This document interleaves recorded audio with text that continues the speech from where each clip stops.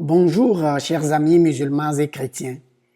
Le Seigneur m'a mis à cœur de faire une série de vidéos dans lesquelles je souhaite répondre à toutes les questions relatives à la divinité de Jésus et à toutes les objections relatives à la divinité de Jésus. Aujourd'hui, la question à laquelle j'aimerais répondre est la suivante. Est-ce qu'il y a dans la Bible un passage qui enseigne clairement que Jésus est une personne qui a la même nature divine que Dieu le Père? Je répète. Est-ce qu'il y a dans la Bible un passage qui enseigne clairement que Jésus est une personne qui a la même nature divine que Dieu le Père? La réponse est un oui retentissant. Jean 1:1-18 est un passage écrit expressément pour exposer, expliquer, défendre la divinité de Jésus. Je vais utiliser essentiellement les versets 1, 2, 3, 14 et 18, mais je vous recommande fortement de lire la section complète, versets 1 à 18 plus tard. Ce que ce passage biblique enseigne, c'est que Jésus n'a pas été créé. Il a toujours existé de toute éternité, il n'a pas de commencement et donc il est de nature divine. Ça, c'est la première chose. La deuxième chose, ce passage enseigne aussi que Jésus est le Fils unique de Dieu et qu'à cause de cela, il a la même nature divine que son Père. Regardons ces deux choses de plus près. Premièrement, Jésus n'a pas été créé. Lisons les versets 1 à 3. Au commencement était la parole, et la parole était avec Dieu, et la parole était Dieu. Faisons une pause et demandons-nous, qui est la parole dans ce verset? Qui est la parole? Allons au verset 14. Nous allons avoir la réponse. Verset 14. Et la parole a été faite chair. Qui a été fait chair? C'est Jésus. Et la parole a été faite chair et elle a habité parmi nous pleine de grâce et de vérité. Et nous avons contemplé sa gloire, une gloire comme la gloire du Fils unique venu du Père. Qui est le Fils unique venu du Père? C'est Jésus. Donc, dans tout ce texte, la parole, c'est Jésus. Alors, continuons. Au commencement était la parole et la parole était avec Dieu et la parole était Dieu. Elle était au commencement avec Dieu. Toutes choses ont été faites par elle. Notons ça. Toutes choses ont été créées par Jésus. Toutes choses ont été faites par elle et rien de ce qui a été fait n'a été fait sans elle. Donc, Jésus lui-même ne fait pas partie de la création. Il est en dehors de la création puisque le texte nous dit toutes choses ont été créées par lui et personne ne peut même dire que Jésus aurait été créé en premier puis lui il a créé les autres choses par la suite. Non, non, non, ce texte ne nous laisse pas cet espace-là. Il nous dit que oui, toutes choses ont été créées par Jésus, mais en plus, il souligne de deux traits que rien de ce qui a été fait n'a été fait sans Jésus. Donc, Jésus ne fait pas partie de la réalité des choses créées. Jésus est en dehors de la création, puisque rien de ce qui a été créé n'a été créé sans lui. Si lui-même avait été créé, il aurait fait partie de la catégorie des réalités des choses créées. Les réalités qui sont créées sont à part et les réalités qui ne sont pas créées sont à part. On nous dit que rien de ce qui a été créé n'a été créé sans lui. Alors lui, il est donc hors de la création. Il est en dehors de la création. Il ne peut pas faire partie des choses qui ont été créées tout en étant celui qui crée tout ce qui a été créé. Donc, vous voyez, ce texte nous dit que rien de ce qui existe, ce qui a été créé, ce qui est venu à l'existence par création n'a pas été fait sans Jésus. Alors, Jésus est donc en dehors de la création. Il existe de toute éternité. Il n'a pas de commencement. Et quelqu'un qui existe de toute éternité possède nécessairement la nature divine. Car seul Dieu peut exister de toute éternité. Et si Jésus aussi existe de toute éternité, alors Jésus aussi possède la nature divine. Voilà donc un premier point qui établit que Jésus possède la nature divine. Un deuxième point, c'est que Jésus possède la nature divine dans ce passage parce que Jésus est le Fils de Dieu. Verset 14. Et la parole a été faite chair, et elle habitait parmi nous, pleine de grâce et de vérité, et nous avons contemplé sa gloire, une gloire comme celle du Fils unique venu du Père. Il est appelé Fils unique venu du Père. Il est donc le Fils de Dieu. Au verset 18. Personne n'a jamais vu Dieu. Dieu, le Fils unique qui est dans le sein du Père, est celui qui l'a fait connaître. Donc, Jésus est appelé Fils unique de Dieu. Donc, il est Fils de Dieu. Et si Jésus est le Fils de Dieu, il possède alors la même nature que Dieu. Il a la nature divine. Prenons une analogie sur le plan humain. Si Marc est le fils des hommes, cela implique automatiquement que Marc est un homme. Il possède la nature humaine. Le fils d'un chat est un chat. Le fils d'un humain est un humain. De même, le fils d'un divin est un divin. C'est une question de nature. Tu donnes naissance à quelqu'un de la même nature que toi, de la même espèce que toi, de la même essence que toi, ou de la même substance que toi. Autrement dit, le Fils de l'homme est humain et le Fils de Dieu est divin. Le Fils de l'homme est homme et le Fils de Dieu est Dieu, c'est-à-dire une personne de nature divine. Dans Jean 1,1, la Bible dit « Au commencement était la parole, et la parole était avec Dieu, et la parole était Dieu ». Cette phrase-là, « et la parole était Dieu », veut dire la parole était une personne de nature divine. Jésus était Dieu signifie que Jésus avait la nature divine. Il n'était pas Dieu le Père, car le texte dit que la parole était avec Dieu. Okay? Au commencement était la parole et la parole était avec Dieu. Ce sont donc deux personnes distinctes. Il y a la parole et il y a Dieu le Père. Il y a le Fils et il y a le Père. Et le Fils possède la même nature que le Père. Okay? Comme un animal possède la nature animale comme son Père, la même nature animale que son Père. Un humain possède la même nature humaine que son Père. Jésus a la nature divine parce qu'il est fils d'un Père qui est lui-même de nature divine. Ce n'est pas moi qui le dis, c'est Dieu qui le dit dans Jean 1, 1 à 18. Alors récapitulons. Jean 1, 1 à 18 nous dit clairement que Jésus possède la nature divine et nous fournit au moins deux preuves.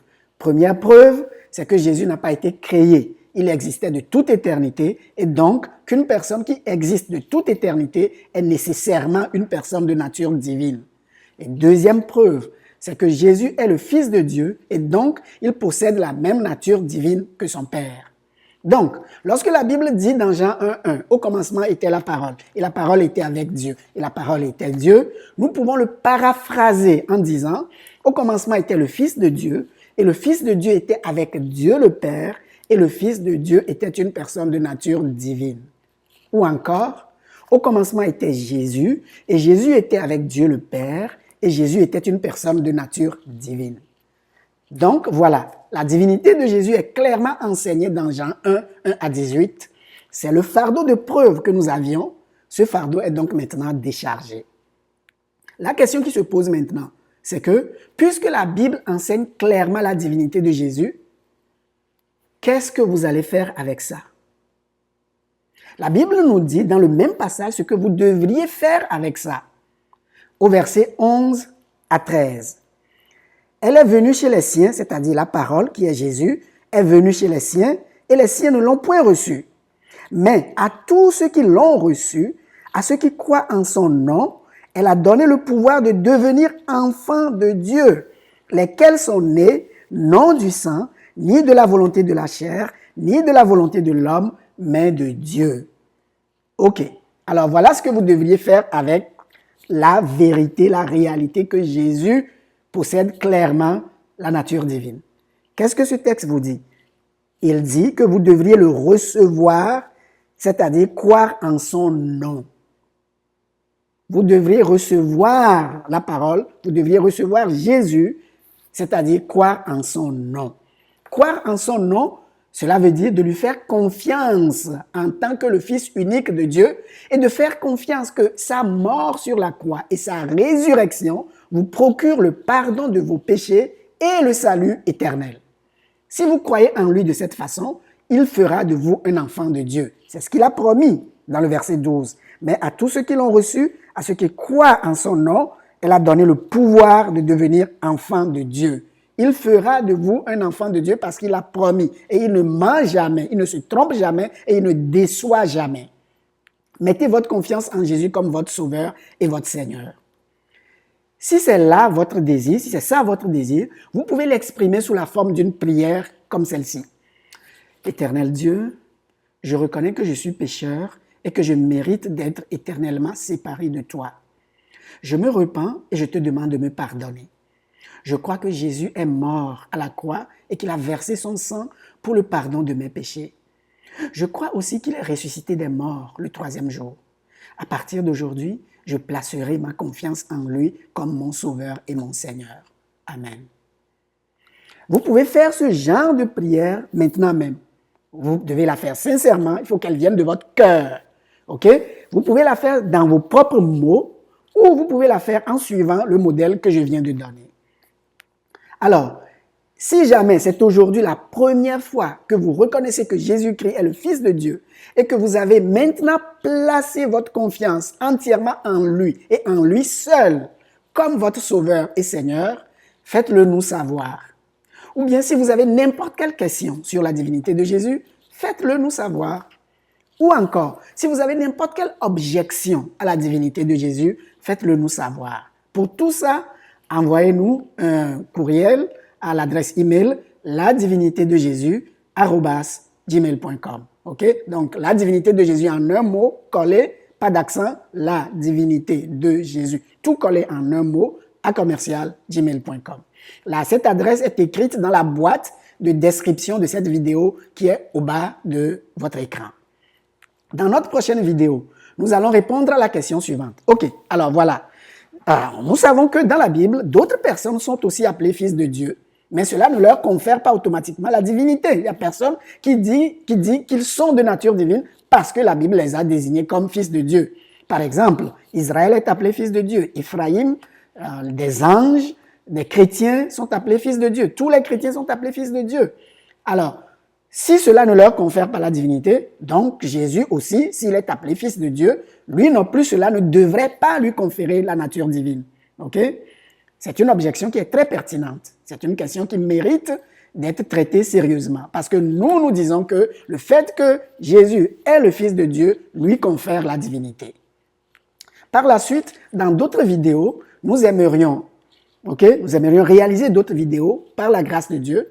Nous aimerions aborder d'autres questions telles que, bon, on dit qu'on a giflé Jésus, on l'a flagellé.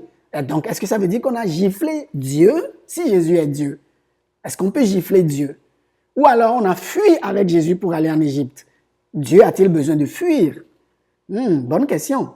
Alors, ou bien on dit, Jésus a dit, je m'en vais vers mon Dieu et votre Dieu. Mon Dieu qui est votre Dieu aussi.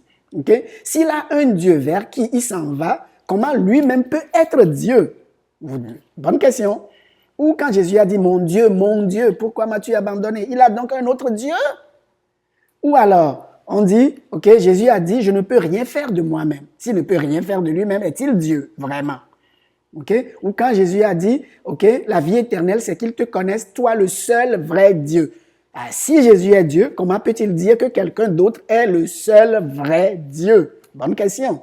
Ou quand Jésus a dit, il n'y a de bon que Dieu. Est-il Dieu? S'il y a un autre qui est Dieu et qu'il n'y a de bon que cette personne-là, etc., etc. Il y a une multitude de questions comme ça. Par la grâce de Dieu, nous espérons pouvoir faire une vidéo pour chacune de ces questions. Soyez patients avec nous, même si ça prend un certain temps avant que chaque vidéo ne soit produite. Si vous avez apprécié cette vidéo, n'oubliez pas de la partager autour de vous. Vous pouvez également souscrire à cette chaîne YouTube afin que vous soyez prévenus lorsque toute nouvelle vidéo sera produite. Que l'Éternel vous garde et que sa grâce vous soit multipliée. Amen.